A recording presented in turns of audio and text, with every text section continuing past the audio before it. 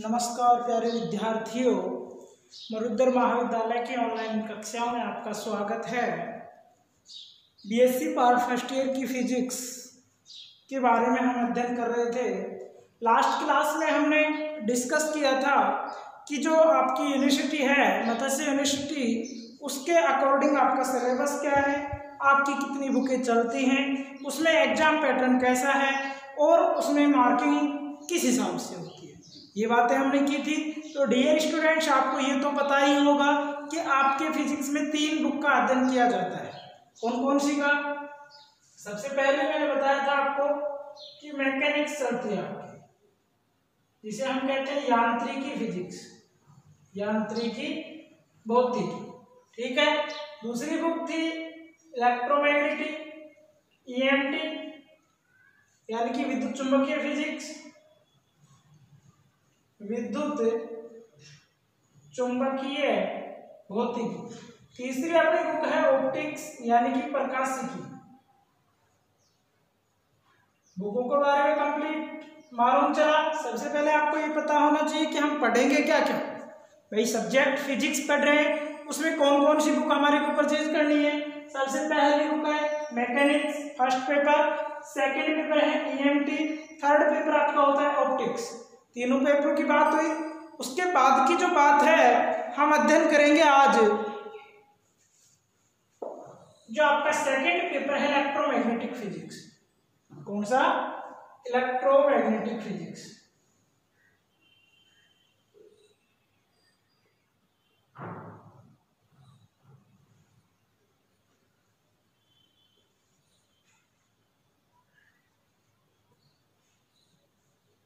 तो dear students, जो electromagnetic, अब सबसे पहले नाम से पता होना चाहिए कि विद्युत चुंबकीय फिजिक्स होती क्या है, यानी कि जो विद्युत चुंबकीय भौतिकी होगी वो किसे कहेंगे, इसके अंतर्गत किस किस का अध्ययन किया जाता है। तो प्यारे विद्यार्थियों, इसके अंतर्गत हम सबसे पहले क्षेत्र की बात करेंगे।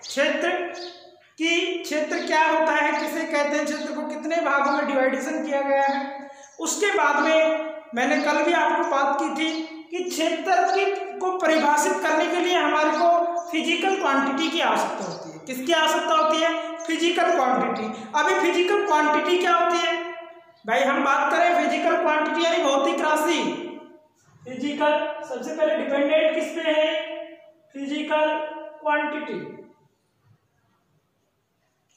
फिजिकल क्वांटिटी, तो फिजिकल क्वांटिटी की बात करेंगे तो फिजिकल क्वांटिटी को भी 2 भागों में डिवाइड किया गया है। स्केलर एंड वेक्टर, आपने ये पहले भी पढ़ा है, आप ये बातें पहले भी पढ़ के आए हैं और अपने ईएमटी फिजिक्स में चलती भी है। तो प्यारे विद्यार्थियों, सबसे पहले आज हम अध्ययन करेंगे जो आपका फर्स्ट लेसन है, उसका नाम है फील्ड, यानी कि नाम ही इसका क्षेत्र है। क्या नाम है? क्षेत्र। अब फील्ड क्या होता है? तो साधारण भाषा में तो हम जान सकते हैं कि वह क्षेत्र या वह स्पेस जिसमें किसी भौतिक राशि का मान, किसका?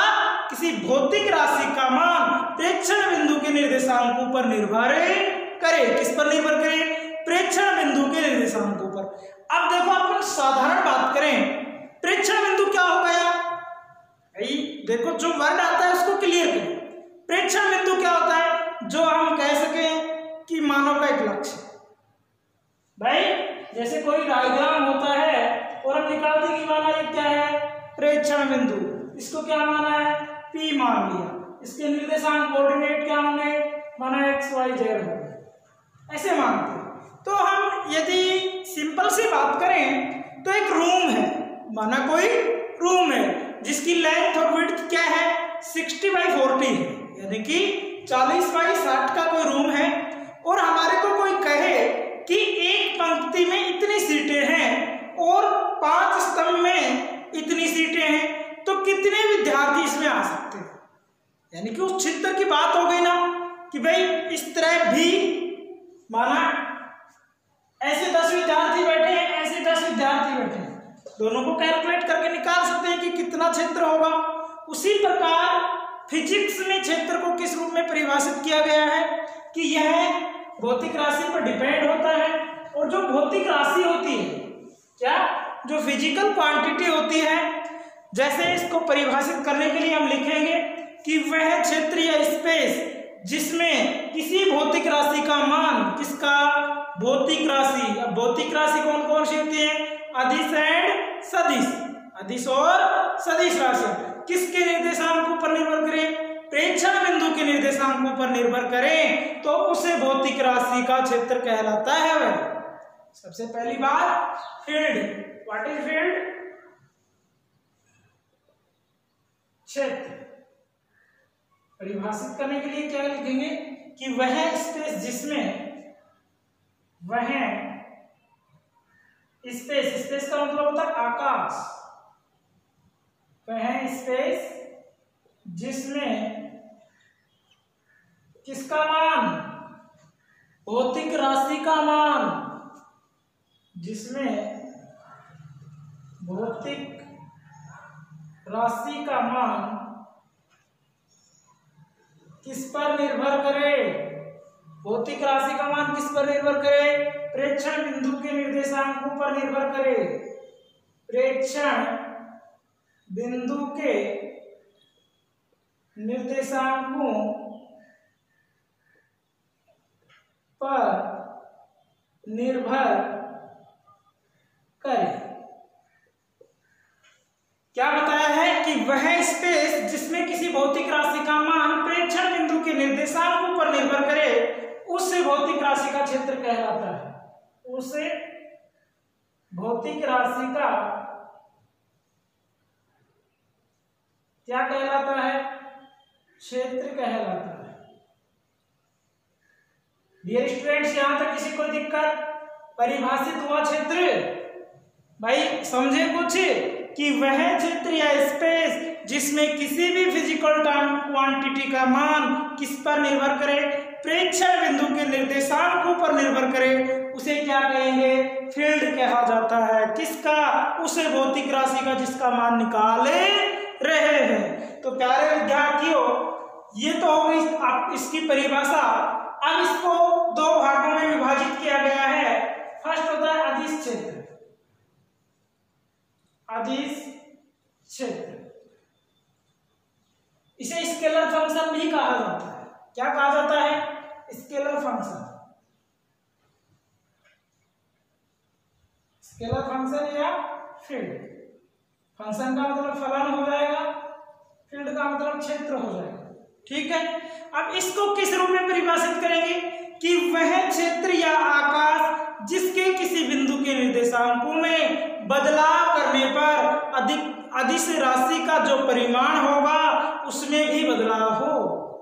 क्या बात है, दोबारा देखना कि वह स्पेस जिसमें किसी बिंदु की किसको निर्देशांक, अभी मैंने कहा कि जैसे एक मानव है, सब पहले उसने आईएएस का लक्ष्य बनाया, ठीक है, किसका लक्ष्य बनाया, आईएएस का। फिर किसी ने उसके लक्ष्य को डाइवर्ट कर दिया, किसको डाइवर्ट कर दिया, उसके लक्ष्य को उसको भ्रमित कर दिया कि नहीं यार इसमें तो बहुत लंबा समय लगेगा और इतने सालों आपको वेट करना होगा, संघर्ष की जरूरत है, मेहनत की जरूरत है।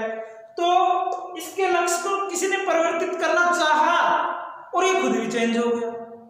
कहने का मतलब कोई दूसरा था, वो तो चाह ही रहा था, तो ये भी चेंज हो जाता है। यानी किसका लक्ष्य भी यदि चेंज हो जाता है, किसी के लक्ष्य को चेंज करवाने पर, तो वो क्या कहलाएगा, अदिश क्षेत्र। दोबारा से समझो कि वह क्षेत्र जिसके किसी बिंदु के निर्देशांकों को बदलने पर अदिश राशि के मान या परिमाण में भी बदलाव, क्या कि वह क्षेत्र या स्पेस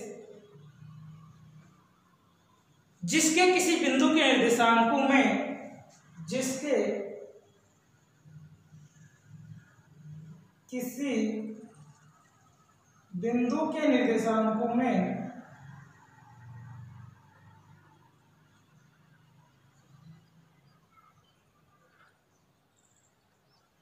किसमें, जिसके किसी बिंदु के निर्देशांकों में क्या करने पर, परिवर्तित करने पर या परिवर्तन करने पर, परिवर्तन करने पर किसके मान में? अदिश राशि के परिमाण में, अदिश राशि के परिमाण में क्या हो जाए? परिवर्तन होता है। क्या होता है? परिवर्तन होता है। तो क्या कहलाएगा? तो वह क्षेत्र अदिश क्षेत्र कहलाता है। तो वह क्षेत्र अदिश क्षेत्र कहलाता है। क्या कहलाता है? अदिश क्षेत्र कहलाता है। ठीक है डियर स्टूडेंट्स, स्केलर जो फील्ड होगी वो क्या होगी कि वह स्पेस जिसके किसी बिंदु के निर्देशांकों में परिवर्तित करने पर अदिश राशि के परिमाण में परिवर्तन होता है, तो वह क्षेत्र अदिश क्षेत्र कहलाता है। यहां तक किसी को कोई दिक्कत? अदिश में क्या होता है? जिसमें डायरेक्शन नहीं हो। अदिश क्षेत्र क्या होगा? जिसमें डायरेक्शन भी नहीं हो। उदाहरण क्या क्या होता है इसके? गुरुत्वीय विभव, विद्युत विभव, ताप। उदाहरण क्या क्या होंगे? एग्जाम्पल,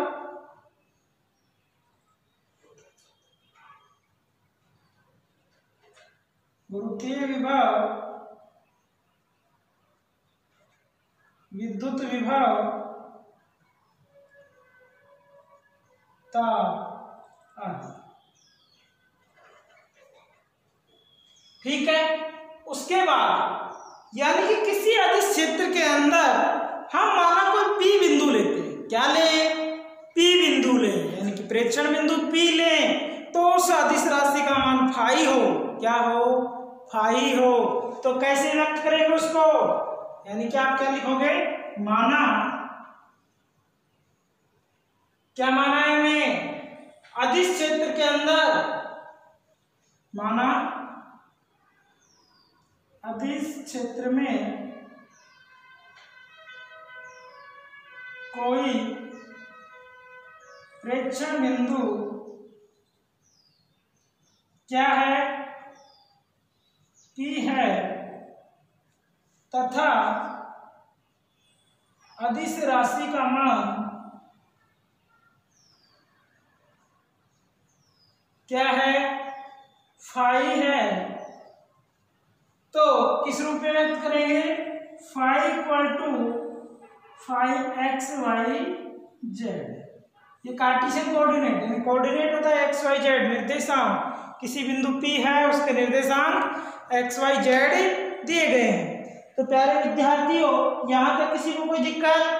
हमने पहले क्षेत्र पढ़ा, उसके बाद में उसके डिवाइडेशन यानी कि अदिश क्षेत्र और सदिश क्षेत्र के रूप में होते हैं। तो पहले अदिश क्षेत्र पढ़ा, अब सेकंड की बात कर रहे हैं। तो सेकंड क्या होता है? सदिश क्षेत्र। क्या होता है? सदिश क्षेत्र। अब सदिश क्षेत्र किसे कहेंगे?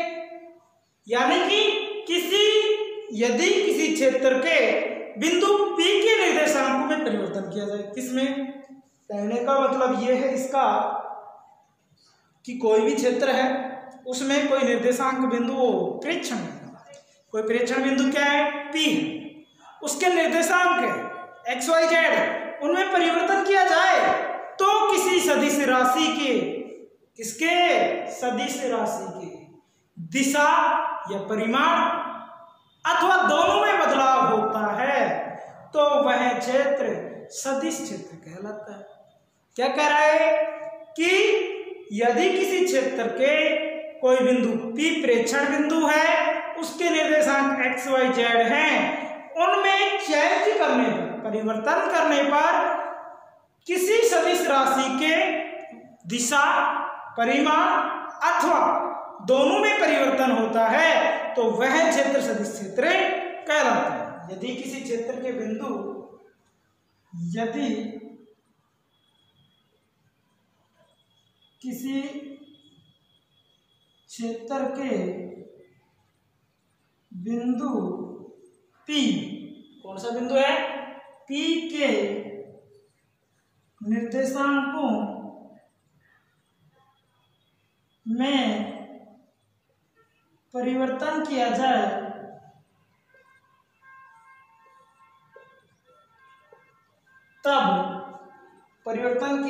तब किसी सदिश राशि के क्या दिशा व परिमाण, सदिश राशि के दिशा व परिमाण अथवा दोनों में परिवर्तन होता है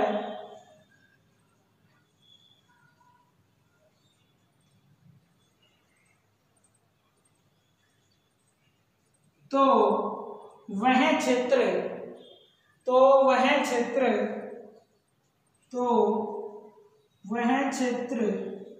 सदिश क्षेत्र कहलाता है। कौन सा क्षेत्र कहलाता है? सदिश क्षेत्र कहलाता है। इसमें दिशा व परिमाण दोनों होते हैं। क्या क्या होते हैं इसमें?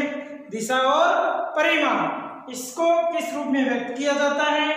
ए वेक्टर, यानी कि इसकी दिशा को व्यक्त कर रहा है, इक्वल ए वेक्टर, निर्देशांक क्या है? X y z. इसको इस रूप में व्यक्त किया जाता है। इसके उदाहरण क्या होंगे?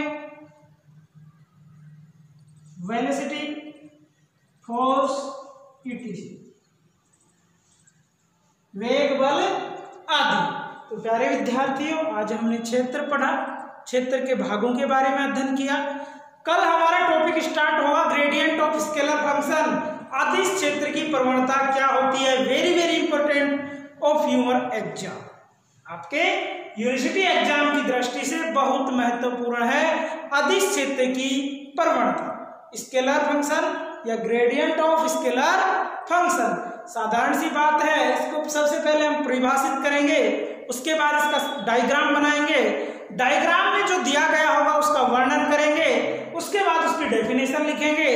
तो इसकी डेफिनेशन यानी कि अदिश क्षेत्र की जो प्रवणता होगी वो किसे कहते हैं? किसी अदिश क्षेत्र में, किसकी बात कर रहे हैं? अदिश की। तो क्या लिखेंगे? अदिश क्षेत्र में। कौन से? किसी अदिश क्षेत्र में अदिश फलन की। भाई अदिश क्षेत्र की प्रवणता निकाल रहे हैं तो अदिश का यूज होना चाहिए, सदिश का नहीं। किसी अदिश क्षेत्र में अदिश फलन के अधिकतम परिवर्तन की दर, यानी कि maximum rate change of rate या मैक्सिमम रेट ऑफ चेंज, यानी कि अधिकतम बदलाव कितना होता है। भाई किसी अदिश क्षेत्र में अदिश फलन में कितना अधिकतम परिवर्तन होगा वो ग्रेडियंट ऑफ स्केलर फंक्शन कहलाता है। तो आज की क्लास इतनी। प्यारे विद्यार्थियों, मैं आपसे आशा करता हूं या आग्रह करता हूं या निवेदन करता हूं कि आप अपनी नोटबुक खरीदें और उसमें सिस्टम से क्लास आप नोट्स के रूप में भी लिखें और रफली रूप में भी सोल्व करें। कोई बात समझ में नहीं आती है तो कमेंट करके पूछ सकते हो, मैसेज के द्वारा भी आप पूछ सकते हो। तो आपको नोटबुक परचेज करनी है और ये राइट करना है। धन्यवाद।